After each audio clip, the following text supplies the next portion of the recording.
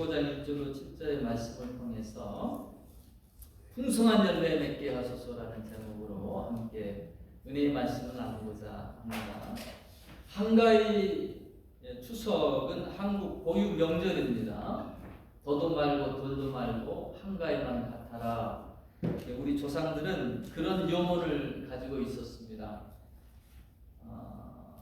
몇 주 전까지만 해도 무더운 여름이었었는데 이제 여름의 열기가 누그러지자마자 보니까 교회 뒤뜰에 있는 대추나무에 얼마나 주렁주렁 탐스러운 대추나무들이 열매들이 맺혔는지 따라 놨습니다.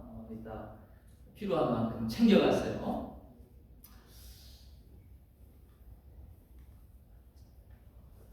추수의 계절입니다. 추석이 왜 귀하나? 추석이 왜 이 기쁨이 되고 풍요로운 마음을 갖게 하나? 오곡백과 무르익는 이런 추수의 계절이기 때문입니다. 농부가 씨를 뿌리고요, 비바람과 뜨거운 태양볕을 지나서 곡숙이 무르익고 결실의 때가 되면 이제껏 수고했던 그 고생에 대한 뭐라고 그럴까? 보람을 누리는 시간이 되겠습니다. 또 추수의 기쁨을 얻게 됩니다. 오늘 본문의 말씀에서 보면 예수님은 하나님을 농부로 비유하셨습니다. 한 해 농사를 망치면 한 해를 버리는 것이고 자식 농사 망치면 평생을 망치는 것이다. 저는 저희 어머님에게서 들었던 이야기인데요. 마찬가지로 여러분 우리 영혼의 농사 이거는 eternal life, 영원한 영혼의 농사 망치면 여러분 영혼을 망치는 것이 되는 것이죠. 우리는 하나님께서 우리의 영혼들을 농사 짓고 계시다라는 사실을 알아야 됩니다. 우리도 많은 농사를 짓고 있습니다. 비즈니스도 하고 있고요, 자녀도 키우고 있고요. 여러분 어떠십니까? 여러분의 농사는 지금 풍성한 열매를 맺고 있습니까? 좋은 열매들이 가득 차고 있는가 한번 돌이켜 봤으면 좋겠습니다. 이 자리에는 좋은 학점을 위해서 밤잠 설치는 공부하는 학생들도 있을 것이고요. 또 졸업하고 새 직장을 찾는 이들도 있을 것이고, 또 직장 생활하면서 열심히 또 미래를 준비하시는 분들도 있을 거예요. 자녀들을 키우는 중년의 나이에 계신 분도 있고, 그런가 하면 이제 니엇니엇 지는 태양처럼 황혼의 나이에 계신 분들도 있을 것입니다. 다 인생의 어느 한 시점 가운데 인생의 길을 걸어가고 계실 텐데요. 때로는 어려움도 겪고 때로는 실패도 하지만 여러분 인생은 제가 누누이 말하지만 끝날 때까지 끝나는 것이 아니에요. 작은 한 사건 그때의 패배, 그때의 실패로 인생은 끝나지 않습니다. 인생의 또 다른 마지막은 인생의 마지막 때에 그때 하나님 앞에 섰을 때 진정 승리하는 인생이 정말 인생의 최종 승리자가 된다라는 것입니다. 성경은 인생이 70이요 강건하면 80일지라도 그 후에는 반드시 심판이 있으리라라고 그랬거든요. 여러분 하나님 앞에서 섰을 때에 여러분의 삶 가운데 풍성한 열매가 가득하여서 칭찬받는 성공한 그런 인생으로 인정받게 되시기를 주의 이름으로 축원합니다. 성공한 인생, 우리가 이 땅에 살아가면서 대부분의 기준은 뭔고 하면 어느 좋은 대학 나왔느냐, 얼마만큼 많은 부를 쌓았느냐, 많이 가졌나, 그것이 기준이 될 때가 참 많은데요. 여러분 하나님 앞에 하나님의 기준은 전혀 딴판입니다.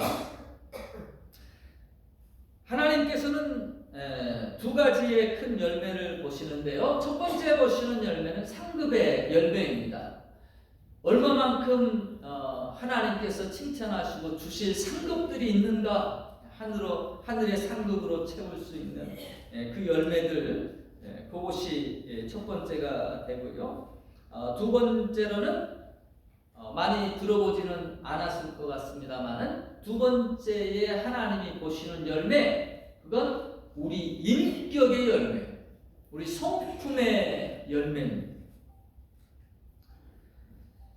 하나님의 형상으로 지음받은 우리 인생들에게 하나님이 나타나기를 원하는 그 열매, 우리가 맺혀지기를 원하는 그 열매는 하나님의 형상 닮은, 하나님 닮은 그런 인격, 그런 성품을 하나님께서 기대하고 계신다라는 거예요. 하나님이 바라시는 열매가 성경 갈라디아서 5장 22절로 23절에 나와 있어요. 오직 성령의 열매는 사랑과 희락과 화평과 오래 참음과 자비와 양성과 충성과 온유와 절제니 이 같은 것을 금지할 법이 없느니라 라고 하셨습니다. 저와 여러분 이 세상 가운데서도 성공하기를 축복합니다. 그러나 그 무엇보다도 하나님 앞에 풍성한 열매로 여러분 아름다운 열매를 맺는 그런 성공한 삶이 되시기를 진심으로 축원합니다. 오늘 말씀에서 우리가 어떻게 풍성한 열매를 맺을 수 있는지 하나님께서 알려주고 계십니다. 우리의 열매가 어떻게 맺혀질 수 있는가? 첫 번째로는 깨끗게 하신다라는 거예요. 요한복음 15장 2절 말씀입니다. 무릇 내게 붙어 있어 열매를 맺지 아니하는 가지는 아버지께서 그것을 제거해 버리시고 무릇 열매를 맺는 가지는 더 열매를 맺게 하려 하여 그것을 깨끗하게 하시느니라. 뭘 하신다라고 했습니까? 깨끗게 하신다라고 그러셨어요. 예수님은 나는 참 포도나무요 라고 이렇게 말씀을 하고 계셔요. 예수님이 자신을 가리켜서 나는 참 포도나무다. 동일하게 바울도 서신서에서 로마서에서 비슷한 비유의 말씀을 언급을 합니다. 우리가 돌감람나무라는 거예요. 딱딱하고 맛없는 그런 돌감람나무입니다. 그런데 하나님께서 참 감람나무이신 예수님께 이렇게 접붙이셨다라는 것. 하늘의 생명을 누리게 하기 위해서 하늘의 하나님 닮은 그 형상의 열매들을 맺게 하기 위해서 누구에게 접붙였느냐? 참 감람나무요 참 포도나무인 예수님께 접붙여 주셨다라는 거예요. 여러분 여기에서부터 하늘의 생명이, 천국의 생명이 우리의 삶 가운데 흘러들게 됩니다. 나의 삶 가지고는 우리가 하나님의 생명을 소유할 수가 없고 또 하나님이 바라시는 열매를 맺을 수가 없습니다. 주님께 접붙여 있어야 성령의 열매가 또 하나님이 바라시는 열매가 맺혀진다라는 것입니다. 못된 나무는요, 나쁜 나무는 아무리 열심을 해도 열심히 살아도 결국 맺혀지는 게 뭐예요? 돌감람나무예요. 딱딱하고 떫은 그런 열매밖에 맺혀지지가 않는다라는 것이죠. 우리는 참포도나무이신 예수님께 예수를 믿음으로 접붙임 바 되었습니다. 그래서 예수님께로부터 접붙임 바 된 예수님께로부터 모든 영양분도 공급받고요. 또 필요한 물도 생명수도 그렇게 공급받는 거예요. 자, 근데 예수님께서 이렇게 하나님께서 우리를 예수님께 접붙여 가지고 하시는 일이 무엇이냐? 오늘 15장 3절의 말씀을 보면 내가 너희에게 일러준 말로 이미 너희는 깨끗하여 졌으니라고 그렇게 말씀해 주고 있습니다. 하나님께서 우리를 많은 열매를 맺게끔 하시기 위해서 뭘 하느냐? 깨끗게 하신다라는 거예요. 그래서 예수님께 접붙여 주셨다라는 거예요. 예수님께 접붙임 바 되어서 예수님이 나의 말로 너희가 이미 깨끗하여졌느니라 라고 말씀을 제자들에게 하고 계십니다. 달리 말하면 예수님의 말씀이 제자들을 깨끗게 하였다라는 것입니다. 여러분, 예를 이렇게 임신을 하게 되면 태교하죠. 태교. 좋은 음악도 듣고 또 좋은 음식도 먹고 많이 자녀들을 생각을 합니다. 사람이 무엇을 보고 무엇을 듣느냐가 이 사람에게 미치는 영향력이 참 큽니다. 하나님의 말씀은 좌우의 날선 금과 같다라고 그랬습니다. 우리의 심령을 찔러 쪼갠다라고 그랬습니다. 우리의 생각을 감찰하신다라고 그랬습니다. 빛과 같이 하나님의 말씀은 우리의 삶 가운데서 여러분 어둠을 몰아냅니다. 말씀은 권세요 능력입니다. 우리가 하나님 형상 닮아가지고 이렇게 말을 너무너무 그냥 편안하게 하기 때문에 이게 얼마나 큰 축복인지 얼마나 큰 능력인지 모르는데요. 말씀에는 권세가 있어요. 하나님이 말씀하시니 천지가 일제히 일어섰다라고 그랬습니다. 여러분, 말할 때에 말한 대로 그 말에 따라서 명령에 복종하기도 하고 그 말한 대로 이루어지기도 하고 그렇습니다. 주님의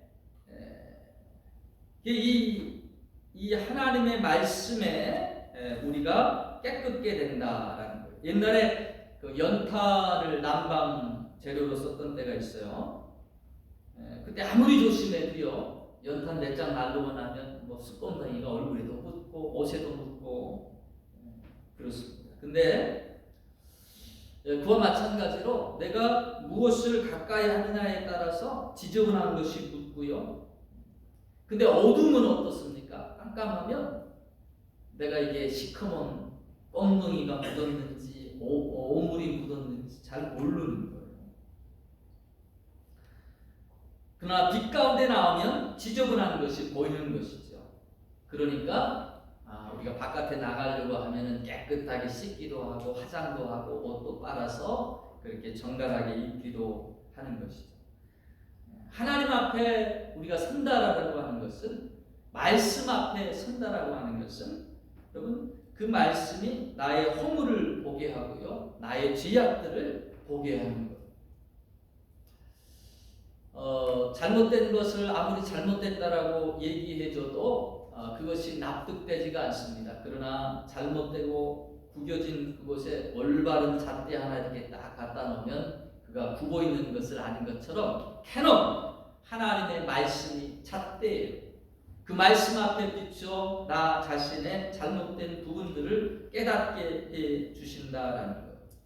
하얀 종이에다가 점 하나 찍어가지고 여기에 뭐가 보이십니까? 그러면 대부분 뭐라고 하냐면 점이 보입니다. 점.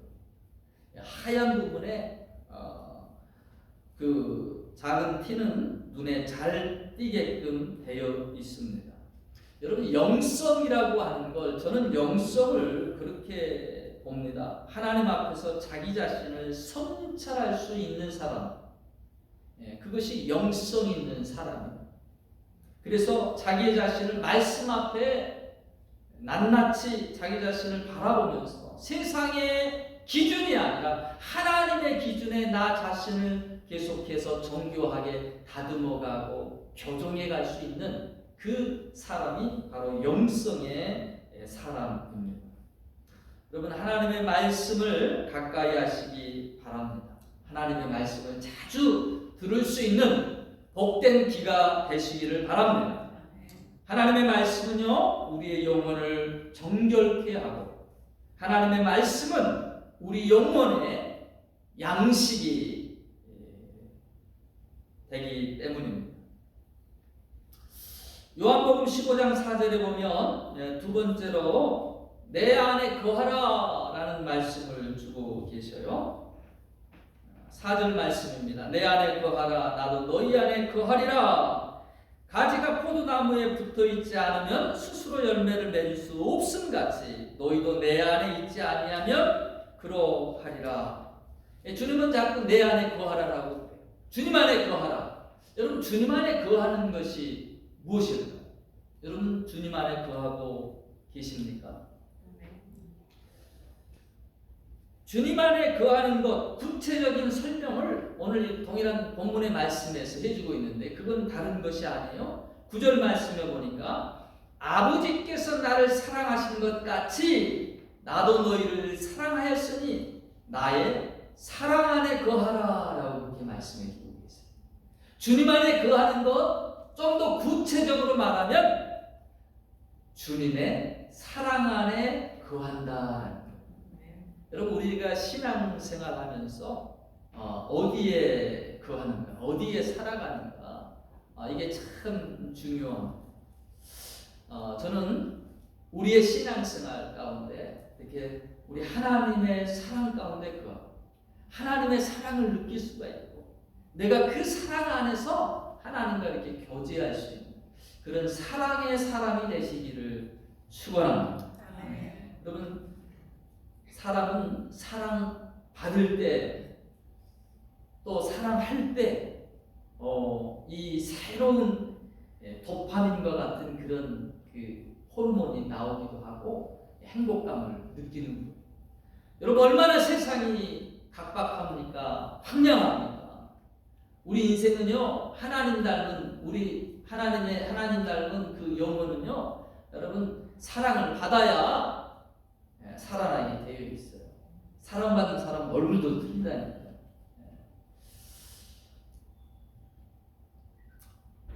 하나님께서 나를 사랑해 주신 것, 우리가 이 하나님의 사랑 안에 거하기 위해서는 이 주님의 사랑을 먼저 알아야 합니다. 사랑은 여기 있나니 라고 말씀하시면서요 여러분 사랑은 다른 데 있는 것이 아니에요.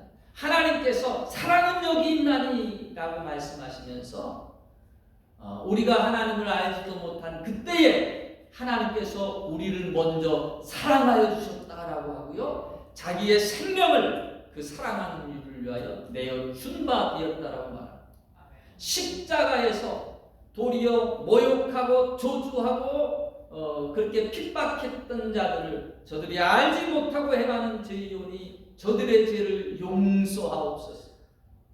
사랑하기 때문에 사랑하는 것이 아니라 도리어 원수인데도 불구하고 자기를 창으로 찌르는 대상임에도 불구하고 사랑했다. 사랑은 여기 있다라고 말씀하십니다. 요한 1서 4장 12절 말씀에 어느 때나 하나님을 본 사람이 없으되 만일 우리가 서로 사랑하면 하나님이 우리 안에 거하시고 그의 사랑이 우리 안에 온전히 이루어지느니라 라고 했어요. 여러분 우리가 하나님의 사랑을 받고요 그리고 그 하나님의 사랑을 본을 삼아서 내 삶 가운데에서 그 사랑을 실천해 보려고 노력해 보시기 바랍니다. 주니까 나도 베풀어주는 주고받는 기브 앤 테이크의 사랑이 아니라 내 사랑을 받는 이가 몰라준다 할지라도 하나님이 나를 사랑하셨으니 내가 죄인 되었을 때에 냄새나는 역겨운 그와 같은 존재였을 때에 나를 사랑해 주셨던 것처럼 누군가에게 하나님의 받은 사랑을 흘려 보내시기를 바랍니다. 그렇게 사랑할 때에 뭐라고 그래요? 하나님의 사랑이 우리 안에 온전히 이루어지느니라.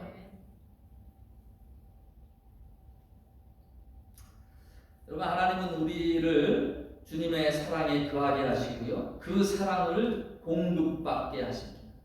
그리고 사랑의 열매를 맺혀가게 하십니다. 사랑의 대상을 멀리서 찾지 마세요. 여러분 사랑의 대상을 이미 우리에게 주셨어. 이 썩을놈 같은 우리 남편 이지만 사랑의 대상이고 사랑의 대상 자녀들 속썩일 때마다 이 왼수 그러는데 하나님이 그 왼수를 사랑의 대상으로 주셨어요. 여러분, 내 이웃을 사랑하라. 교회 나와보니까 어떻던가요? 다 천사들만 있던가요? 속썩이는 사람, 별의별 성격의 사람 다 있어요. 감당하기 어려운 사람도 있어요. 사랑의 대상으로 주셨어요. 나는 더 냄새나고 더 추악했던 너도 품고 사랑했다. 내가 사랑하는 것처럼 사랑할 수 있겠니? 그렇게 주의 사랑을 받고 주의 사랑을 흘려보내는 걸 자꾸 연습해 보세요. 받았기에 사랑받을 만한 합당한 사람이기 때문에 사랑하는 것이 아니라 하나님이 나를 사랑하셨으니 나도 너를 사랑한다라고 하는 아가페 사랑을 여러분 흘러가게 해보시기 바랍니다. 여러분의 사랑에 아가페의 사랑이 흘러갈 때 여러분 우리의 인생에 정말로 맛있고 향내나는 아름다운 인격체, 아름다운 열매들이 주렁주렁 맺히게 될 줄로 믿습니다. 세 번째로 부하라라는 거예요. 요한복음 15장 7절 말씀을 보니까 너희가 내 안에 거하고 내 말이 너희 안에 거하면 무엇이든지 원하는 대로 구하라. 그리하면 이루리라. 구하라고 하는 것 우리가 착각하기 쉽습니다만은 구하라라는 것을 꼭 기도의 부분으로만 국한시킬 때가 많습니다. 근데 주님께서 이 기도라는 것을 가르쳐 주시면서요 말씀하시는 것들을 보면 구하라, 찾으라, 두드리라 라고 말씀하세요. 자, 구하고만 있지 말고 찾으라는 거예요. 거기에만 있지 말고 닫혀있는 문을 두드리라는 거예요. 구하라, 찾으라, 두드리라. 그리하면 너희에게 열릴 것이라. 여기에는 여러분 인간의 노력도 포함이 되어 있다라는 것입니다. 타락한 우리 인생은요, 우리 인생의 밭은 어찌 보면 잡초투성이입니다. 그래서 아무 노력 않고 가만히 두면 여러분 자동적으로 열매 맺는 것이 잡초밖에 없다라는 거예요.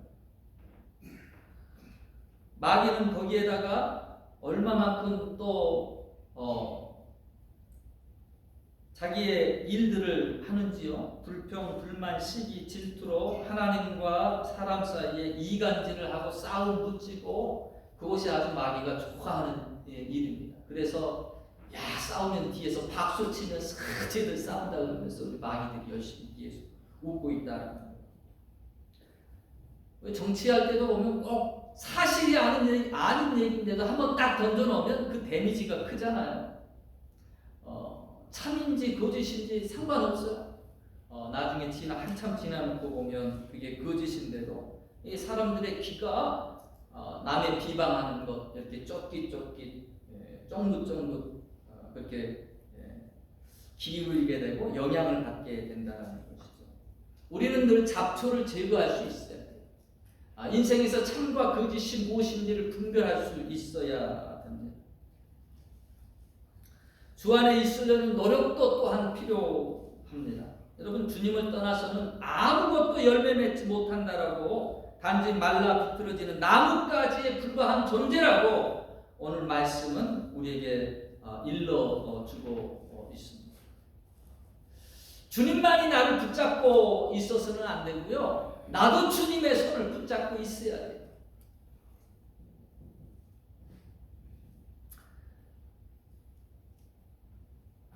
오늘 말씀해 보면 우리의 타락한 인생은요, 그 본성대로 행하게 될 때 맺게 되는 열매들이 어떤 것이다라는 것을 갈라디아서 5장 19절로 21절에 말씀해 주고 있습니다.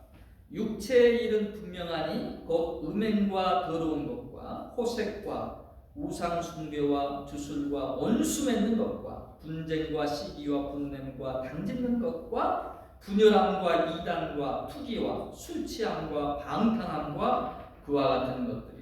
전에 너희에게 경계한 것 같이 경계하노니 이런 일을 하는 자들은 하나님의 나라를 유업으로 받지 못할 것이요 라고 했어요.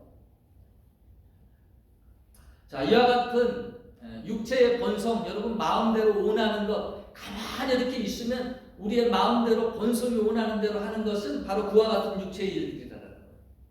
우리가 구하고 찾고 두드리면서 힘써야 될 부분이 무엇이냐? 성령을 따라 행하는 길입니다. 갈라디아서 5장 22절, 23절 아까도 읽어드렸던 말씀들입니다.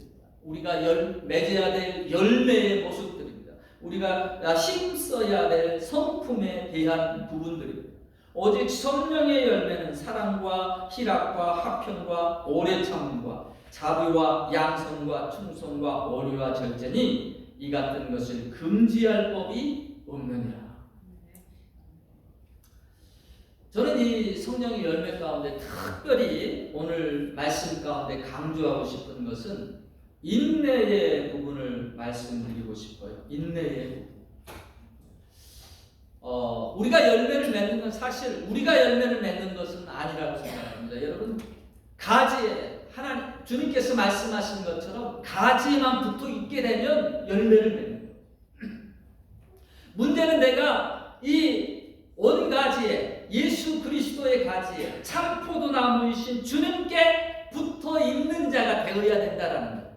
왜냐하면 거기서부터 모든 영양분이 생명수가 공급되기 때문에 그렇다라는 거예요. 오늘 많은 사람들이 그리스도께 접붙임을 받는 은혜를 입었습니다. 여러분, 믿음이라는 게 누구에게나 다 주신 축복이 아니에요. 여러분, 믿어지는 것 그 자체가 축복입니다. 하나님께서 성령께서 깨닫게 해주시고 그 믿음을 주셨어요. 복음의 씨앗을 주셨어요. 근데 이 씨앗이 자라가려면, 열매 맺는 큰 나무가 되려면 예수 그리스도께 접붙임 받아야 잘 붙어 있어야 된다라는 것입니다. 여러분, 인내가 필요해요. 인내가. 어떤 사람들은 이제 어렸을 때는 그렇죠. 어렸을 때는 인내함이 작습니다. 인내한다는 것이 힘들어요. 근데 나이가 들어가면서 점점 참는 법을 배우는 거예요. 인내하는 법을 배우는 거예요. 그러나 그 인내 가운데 여러분 열매가 맺어가는 거예요. 씨를 심어놓고 이제 날려나 저제 날려나 어디 가지 못하고 그 옆에서 아무리 밤낮 안 자고 이렇게 지키고 있다라고 해서 열매가 하루아침에 짠 하고 나타나지 않습니다. 여러분, 한 생명도 10달의 어머니 뱃속에 이렇게 잉태하면서 그 모진 세월을 감내하며 생명이 잉태되잖아요. 열매라는 것도 봄에 심은 그 씨앗이 햇빛을 거치고 바람을 거쳐서 숙성하는 데 시간이 필요하다는 거예요. 인내하는 자가, 낭망치 않고 인내하는 자가 열매를 맺어가게 되는 것입니다. 하나님 앞에서 여러분 참고 인내하는 법을 배우시기를 바랍니다. 우리 안에 열매가 맺혀지려면 참고 인내할 줄 알아야 돼요. 어떤 분이 그런 얘기를 하시더라고요. 가만히 있으니까 가만히로 보이나 보자 하니까 보자기로 보이나 내가 가만히 있으니까 그러면서 뭐 한 번 이렇게 해줘야 된다는 거예요. 여러분, 우리의 성품이 이렇게 그 사랑과 희락과 화평과 온유와 양선과 절제, 이 모든 열매들이 어떻게 열매를 맺는다고요? 인내함으로 열매 맺는다. 참을 줄 알아야 돼요. 그게 신앙의 성숙된 모습입니다. 말씀을 맺겠습니다. 농부가 씨를 심고 곡식이 있기를 기다리듯이 여러분, 하나님께서 우리의 열매를 기다리고 계십니다. 주님의 사랑 안에 거하면 그 주님의 사랑의 공급을 받아야 우리도 그 사랑으로 나눌 수 있고요. 그리고 우리의 삶 가운데도 온전한 사랑, 아름다운 열매, 또 성령의 열매들을 맺히게 되는 것입니다. 오곡백감으로 있는 이 계절에 여러분, 나의 인생의 삶을 돌이켜봤으면 좋겠습니다. 나의 인생의 열매는 얼마나 하나님 앞에 섰을 때 아름답게 그렇게 연결어가고 있습니다. 하나님 앞에 섰을 때 아름다운 열매로, 좋은 성령의 열매들로 풍성한 여러분들이 다 되시기를 주의 이름으로 축원합니다.